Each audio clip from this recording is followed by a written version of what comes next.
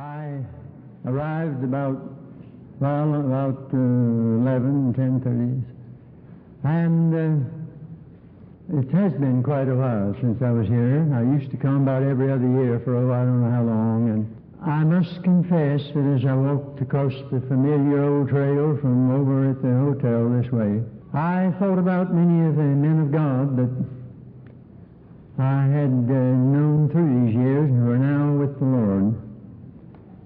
A saddening and a gladdening thought in many ways. Last year, I don't know what was the matter with me. I don't know yet. They took me to the hospital and they finally said it could be ptomaine, could be one-day flu, and then that good old word, virus. What would we do if we couldn't fall back on that? That's the rug they sweep everything under. But I'm here and I'm glad, and I want to make the most of this time by asking you to think with me about something in the book of Job, chapter 29, chapter 30, the first verses of each chapter, because there's quite a switch over from the 29th to the 30th. This old patriarch was reminiscing about his earlier prosperity and lamenting his present distress, and talking about the good old days all the way through chapter 29 when he was rich and respected, and the young men regarded him and the elders rose when he went by. And then, after saying at the beginning of that chapter, "Oh, that I were as in months past, as in the days when God preserved me," you move over to chapter 30, "But now," you see times have changed, "but now, they that are younger than I have me in derision, whose fathers I would have disdained to have set with the dogs of my flock." He was thinking about the good old days, and distance lends enchantment to the view, of course, always. They always look better than they were. Distance has something to do with it. I heard of a man who wrote to a magazine, said, "Your paper's not as good as it used to be," and he replied, "It never has been." Job never had it so good, but now everything has changed, and he sums it up in that second verse. "Oh, that I were as in days past, a remembrance. Oh, that I were as in days past, a regret. And oh, that I were as in days past, a request." He didn't know what he had till he didn't have it. You never miss the water till the well goes dry. Think with me for a few moments about the sin of taking things for granted. We need more preaching on Psalm 103, verse 2, "Bless the Lord, O my soul, and forget not all His benefits." I thank God for the beauty of His creation. This earth's not as beautiful as it was at the start, and it's not as pretty as it will be when God gets through doing it over, because He's not going to let the devil get away with it. There's going to be a new heaven, a new earth. We're not going to bring in the millennium, of course. He'll bring it when He comes. I heard of a fellow who tried to have a little mini millennium in the backyard. He got some animals together. He even got hold of a lion, a lamb, and various other creatures. And a little later somebody asked the old caretaker, "How are you getting along with the millennium?" He said, "Well, pretty good." He said, "How about the lion and the lamb?" "Well," I said, "we're having a little trouble there." I said, "The lion's doing all right, but we have to throw in a fresh lamb every morning." See, the time hasn't come yet for that. But I thank God for the beauty of His creation. It was wrecked by sin, and we've almost ruined what's left of it. But it's still lovely in spots, and one day the beauty will be restored, because I believe in the redemption of creation according to Romans 8, and I believe in it according to Isaiah 11, when nature shall be at peace. But there is beauty here now, if we have eyes to see it. I think of a lumberman I used to know. He spent every day out in the woods, but I don't think he ever really heard a bird sing, ever watched the sunset. The only thing that crossed his mind was how many feet of lumber here and how much will it bring on the market. He was engaged, they said, in the lumber business. I don't think he was engaged. I think he was married to it. That's all they lived for. And how few there are in this space age who see the glory of God in the heavens and His handiwork in the firmament. Teddy Roosevelt's been one of my favorite presidents through the years. He loved the outdoors. If you've ever been to Sagamore Hill, the old home, there was a lot of it around there. He had a visitor one evening, and they got out in the front yard looking up at the skies a while. And then Teddy Roosevelt said, "Well, I think we're down to our right size now. Let's go back in the house." We need a little more of that these days. I don't want to take America for granted. One way to learn how to appreciate this country is go to some other one and make a visit. When you come back, that Statue of Liberty looks pretty good. Ask the POWs. You saw them when they came back. Some of them kissed the ground when they got off that ship. I know there's much wrong with this country, but it's the best there is. At least they're all trying to get in over here and trying to get out of some of the others. My country, right or wrong, may she always be right, but right or wrong, my country. Some people say they don't like that. I do. It's all right. There's anything wrong with it. I think any true parent would say, my boy, may he always be right, but if he's wrong, he's still my boy. I like it here personally, and I've been here a pretty good while. And these folks... These folks who like it better somewhere else, I'd like to load them all up on boats and get out there in New York Harbor and wave after this as far as I can see them go. I love her rocks and rills, her woods and temple hills.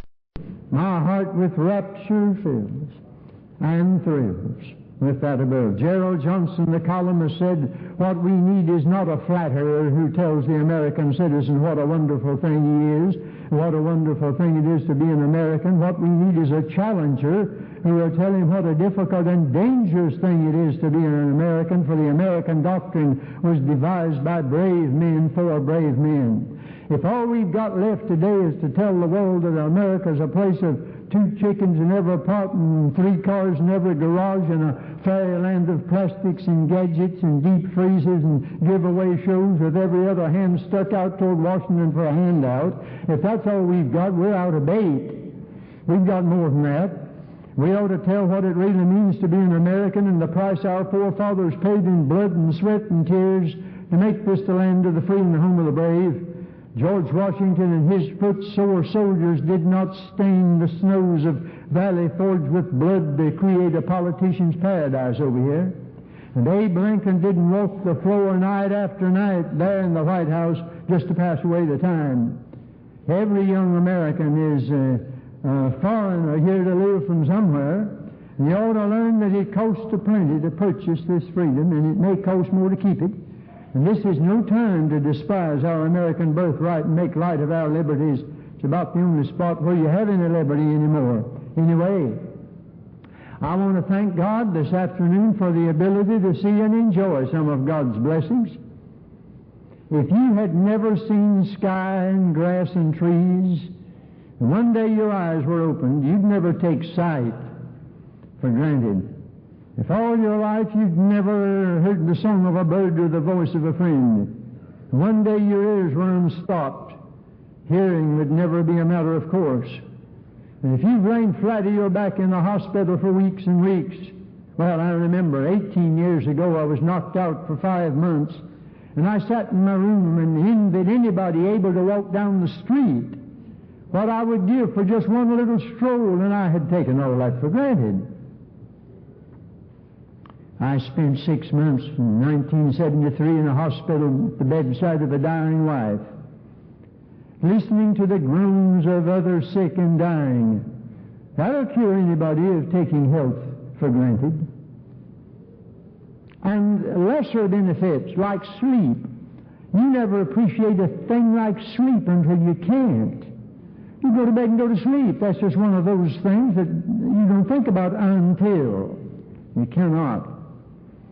And I went through 2 years of it a long time ago, and I learned to appreciate being able to sleep, just sleep. And when sorrow came my way 4 years ago, I thought, oh my soul, here it'll start all over, I'm afraid. And the doctor gave me some Valium and said, take that, and that's all right if you need it. But I took a few, but I put the bottle up on the shelf. And I said, Lord, I don't want to get into this. He giveth his beloved sleep. I'd like to get through some other way. And I committed my way unto the Lord, and I want to testify to his glorious afternoon. And I've been able to rest since. And I think about that old bishop who sat there at 2 o'clock in the morning, couldn't sleep a wink, opened his Bible and said, he that keepeth Israel shall neither slumber nor sleep. He said, Lord, if you're sitting up, I'm going to bed. Good night. I'm not taking it for granted. Don't take your dear ones for granted. You don't know what you have till you don't have it. I don't go home these days. I'm like Robert G. Lee. Oh, Dr. Lee, who's 91 now and trying to recover from a very serious heart attack, said, I never tell folks I'm going home. I tell them I'm going back to Memphis. So next Monday, God willing, I won't be going home. It takes two to make a home. I'll be going back, God willing, to Greensboro. Thank God I never took my dear one for granted. We appreciated each other and told each other so. But some of you this afternoon know what I mean, and you don't know till you've been there. Now, there's no way. I always tried to comfort people, but I didn't know what to say until I'd been down that valley. And you come to the day that you give every blessed thing you've got for just one day, any old day, with that dear one. And it sort of affects me a bit that the last time I was here, I was not alone. That makes a difference. Well, Dr. Lee and I walked into his home some time ago. He had a big picture of Ms. Lee there, and he said it doesn't get any easier. Time, they say, takes care of things, but it must take a lot of time. I say to you husbands and wives, tell them now what they mean to you. Don't take them for granted. I don't want to take the church for granted. A lot of people who wouldn't live where there are no churches, but they live as though there were no churches. We have today a Christless churchianity, I know that, in some quarters. Then we have a churchless Christianity. We have these folks who say, I love Jesus, but I don't love the church. Jesus loved the church. He gave himself for it. He's the head and the church is the body. I don't believe in a headless body and a bodiless head. He's the groom, the church is the bride. I don't believe in a groomless bride and a brideless groom. The church's one foundation is Jesus Christ our Lord. She is his new creation by water and the word from heaven. He came and sought her to be his holy bride. With his own blood he bought her for her life. He died. He loved the church. I'm not taking the church for granted. I don't want to get to where just because I'm a preacher and have been into it for quite a while, I don't want to take the gospel for granted. Our trouble, beloved, you folks who are Bible-reading people, I know where I am up here. I've been here many times and at Moody and all through this, the Bible belt's up here, you know, now. There's such a thing as hearing it so much and getting so accustomed to it that some of it loses the power of truth and lies bedridden in the dormitory of the soul. And what used to make our fathers shout in the aisles puts us to sleep in the pews. I heard of a man over in Korea who had given a message one evening and the people were dismissed. He went to bed, but they didn't leave. And he got up and dressed and came out and said, friends, the meeting is over, you may go. And they said, we can't go. You've told us that God so loved the world that he gave his Son and that if we'll trust him we can live forever. How can we go home and go to bed after hearing that? How can we sleep hearing that? Bless my soul, we'd go to sleep listening to it here in America. And I think one trouble is we're used to it. You remember us touching the ark and dropping dead. Now, why did God strike a man dead for just trying to steady the ark? What was involved in this transgression? Well, he was the son of Abinadab, and the ark had been in his house for a long time. And I think he'd gotten used to it anyhow. It was a piece of furniture. It had become a box. And he'd lost his regard for the sacredness of it as a symbol of God's presence among his people. And old Matthew Henry said perhaps he affected to show before this great assembly how bold he could make with the ark, having been so long acquainted with it. And then he goes on to say familiarity even with that which is most awful is apt to breed contempt. It's a sad day in the church when the ark becomes a box. When we're so familiar with Scripture and worship and the ordinances that we lose the reverence. Alexander McLaren said the trouble here was a lost sense of awe. Nothing is so delicate as this sense of A-W-E, awe. Trifle with it ever so little and it disappears. There's far too little of it, he said, in our modern religion. All you have to do to find that out is listen and watch the average congregation on Sunday morning. You don't see much awe out there. What you see is not awe. What you see is awful. And we talk today all about relevance. We need to recover reverence. The tragedy of the church is that Sunday morning Christianity takes for granted what our forefathers died for. And what began, as Dr. Phillips says, as an experience has become a performance. We pay church staffs to do church work, and then we come out on Sunday to watch them do it. And after the meeting we say in our hearts, I move we accept this as information and be dismissed. One of our religious leaders, I'm not his disciple, but what did wake him up was that he was in one of these dull, dead, dry, dismal, desolate meetings one time. And he said, this can't be it. Jesus didn't pay for this with his blood. He purchased more than this.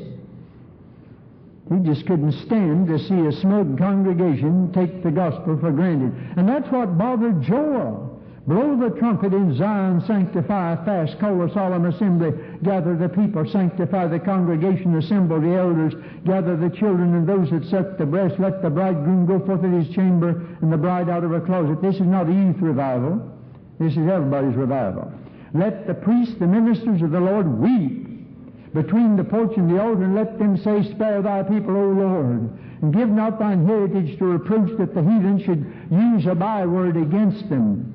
Wherefore should they say among the people, where is their God? There was a man who was bothered over the fact that the world was going by saying to God's people, what have you got? Where's the God of Abraham and Isaac and Jacob? There was no reality there. One thinks of these fountains we sometimes see in public squares where the water gushes out the mouth, but they never taste it. We sing songs that have lost their meaning and recite scriptures that don't stand for anything to us, and grace no longer appears as precious as it did the hour we first believed. And like Samson, we wish not that the spirits departed, and like Sardis, we may even have a name to be alive when Jesus says you're dead. A mortician can make a dead man look better than he ever looked while he was living. And some church experts can do that. And you don't know the difference, but God knows the difference. Lukewarm. Jesus prefers a cold church to a warm church. Had you ever thought of that?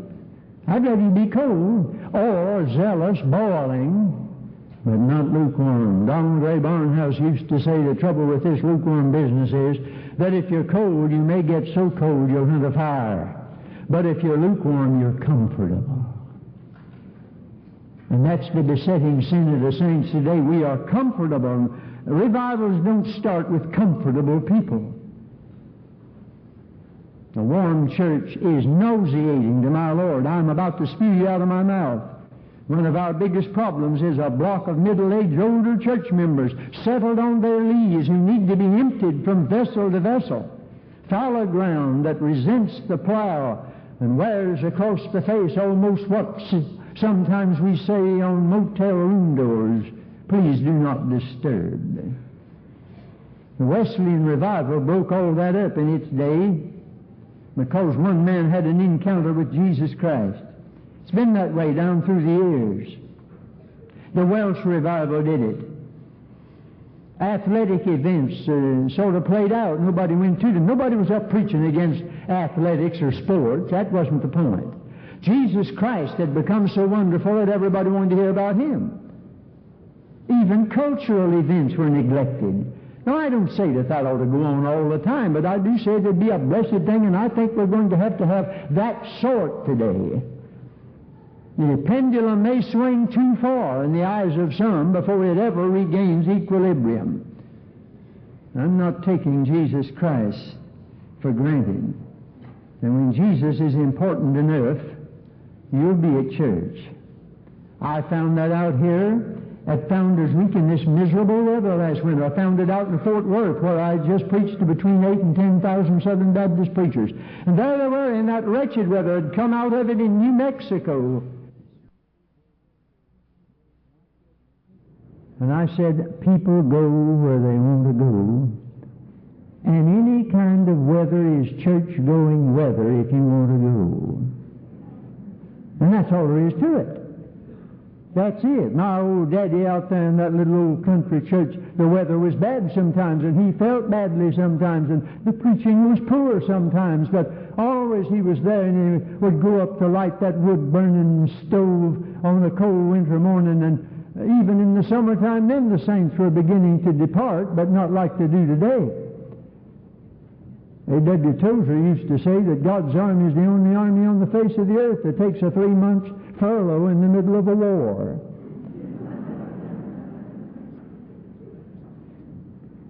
And we get along the best we can. There will come a day when the benefits of the gospel will not be available. The Spirit and the bride say, come. Let him that heareth say, come. Let him that is athirst come. Whosoever will, let him take the water of life freely. But that won't last forever. The rich man in hell didn't miss the water till the well went dry. And he did not ask, mind you, for a drink. He asked for a drop.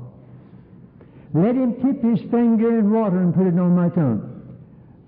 Lazarus begged for crumbs of bread. Dives begged for drops of water. You say you don't believe in hell. What difference does that make? I'll take my Lord's word for it. And I remember an old infidel in my pastorate a long time ago said, you preach too much on judgment, on hell. I want to hear more about the meek and lowly Jesus.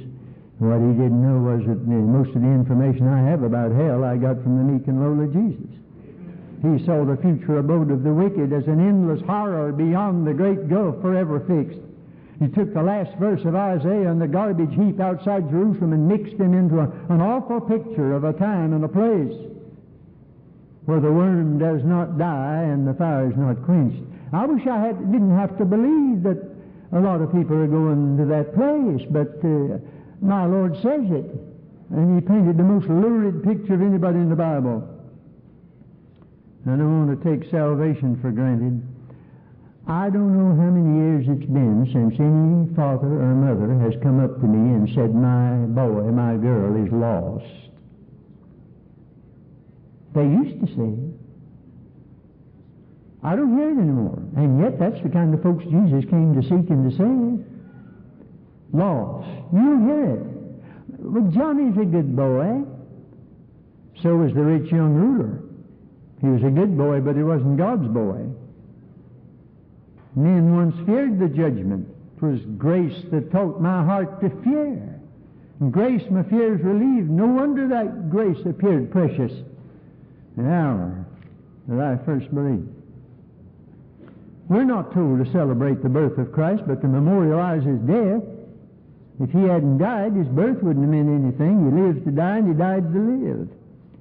I almost have chills sometimes when I watch Sunday morning crowds of nonchalant churchgoers sing to the old rugged cross, I'll ever be true, its shame and reproach gladly bear. I wonder how many are ready to do that. Some years ago, when diamonds were plentiful in South Africa, a traveler chanced upon what looked like some small boys playing marbles. And he drew near, and sure enough, they were playing marbles with diamonds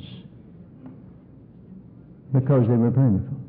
There is such a thing in Christianity today as playing marbles with diamonds. handling the coinage of God's Word without really examining it to see whose image and superscription may be thereupon. God forgive us for a coarse familiarity with holy things, for taking God for granted. God give us a new Gideon's band, master's minority, who will live as though Jesus died yesterday and rose this morning and was coming back tonight. If we could recover that, there's no telling what would happen. And if we could see what God has prepared for them that love Him, and that includes the life to come, more than that to be sure, but it does include that. It would take the lines out of faces and tears out of eyes, take fear out of hearts, and fill us with joy unspeakable and full of glory. I believe it was one of our southern ministers who said, trying to show us what lies out yonder in the next world for us, God hasn't told us an awful lot about it, and I'm glad He hasn't. Because, this preacher said, it'd be like a small boy trying to eat a bowl of spinach with a chocolate cake sitting right in front of him. What a rough time he'd have. I went up to Minneapolis in '73 to speak at Billy Graham's Christmas supper. And that was right after my sorrow. And dear Bev Shea came in and saw me there in the crowd. He was putting on a concert that night.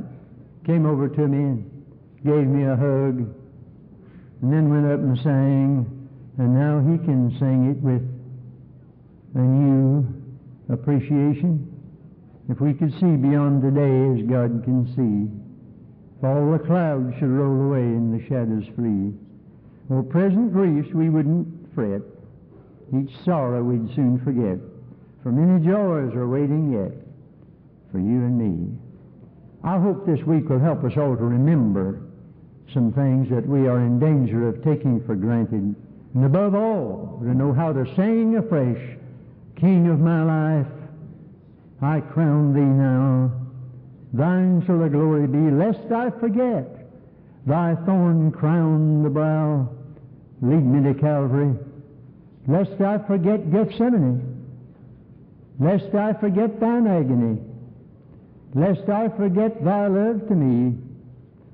Lead me to Calvary. There may be some preacher here this afternoon who you're getting used to it. I dread to get with a dear man who's been in it a long time and he's just coasting now, not looking for anything much to happen. I exhort you, if you're here this afternoon or listening to me, otherwise, you don't know what God's got for you. I want to testify that the last 3 or 4 years, while they've brought sorrow and tears, have brought me a new dimension and a new note and a new blessing that I never had before. There remaineth much land for you to possess. God didn't call me to preach till I was 65. He called me to preach, period. So I've gone on past retirement age. 5, 10, 15, now on the next batch.